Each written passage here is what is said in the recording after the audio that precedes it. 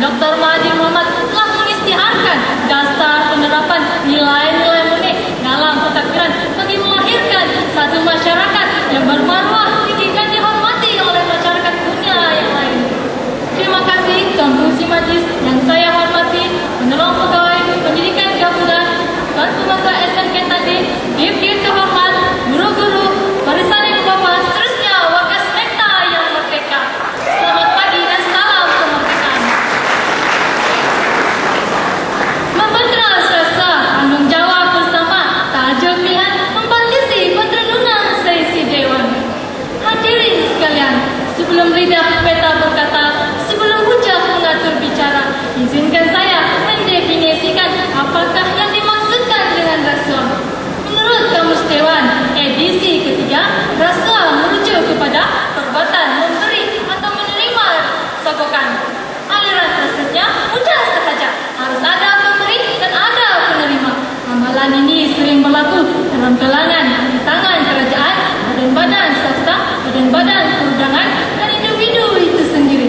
Pepatah ada mengatakan, ada padi, semua kerja jadi. Ada beras, semua kerja deras.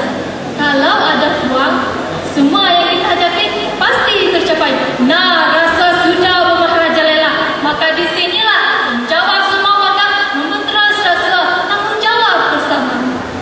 Hadirin sekalian, ucap saya yang pertama, rasuah antara kerjaya dan masa hadapan. Dengan adanya kempen kepimpinan melalui teladan yang dilancarkan oleh mantan Perdana Menteri Malaysia pada 19 Mac 1983 menegaskan 3 teladan penting yang harus dicontohi, iaitu bersih, cekap dan amanah. Dalam konteks ini, bersih bermaksud mempunyai moral yang tinggi, bertata tertib, berdisiplin, tidak merasa, tidak menyeleweng, tidak mementingkan diri sendiri dan tidak menyimpan hasrat dengki sama sendiri. Bersih pula bermaksud, cekap pula bermaksud berani dan cepat membuat keputusan, manakala amanah pula bermaksud bersikap rela dan cuba menjalankan tugas serta tanggungjawab dengan sepenuh hati. Kerajaan tidak akan maju tanpa adanya pentadbiran yang bersih, cekap dan amanah. Setiap individu yang mementingkan wang ringgit seperti orang mengantuk di sorongkan bantal, apabila mendapatkan diri sendiri tidak akan membentuk.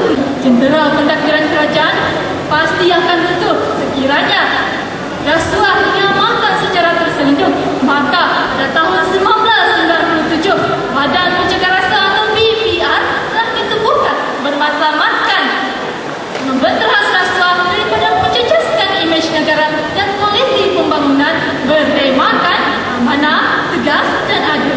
Dengan tertubuhnya BPR secara tidak langsung, masyarakat luar akan memandang tinggi dan menghormati Malaysia. Hadirin sekalian, ucap saya yang ketiga, rasuah memusnahkan diri bangsa. Dengan adanya individu yang menjadi juri dalam daging menyebabkan motivasi dan diri bangsa semakin terhakis.